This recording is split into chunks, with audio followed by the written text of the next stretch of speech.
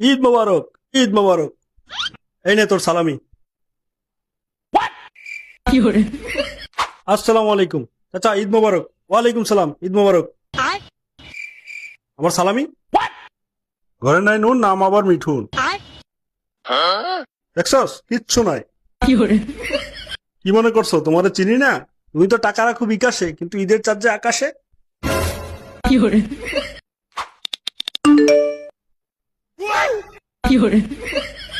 তুই এই জিনিস আবার কবে শিখলি? বুঝছি, এবার আর মুক্তি নাই। Yes. তোমাকেও কি রিকোয়েস্ট পাঠাইতে হবে নাকি? থাক বাবা, আমি নিজেই সালামি বিকাশ করতেছি। Yes. ঈদের চাঁদ আকাশে, সালামি দিন বিকাশে। কিরে, তুই সালাম দিলি না কেন? তুই জানোস না সিনিয়র দেখলে সালাম দিতে হয়? আসসালামু আলাইকুম বড় ভাই, ঈদ মোবারক। ঈদ মোবারক, ঈদ মোবারক। বড় ভাই আমার সালামি। সংবিধান ছাড়া ঈদের সালামি দেওয়া হবে না। যদি সালামি দিতেই হয় তাহলে সাংবিধানিক ভাবে দেব। সালামি দেওয়া কি সংবিধানে আছে? তোমার সালামি চাওয়াকে আমি সম্মান করি, কিন্তু এটা সাংবিধানিক ভাবে হতে হবে।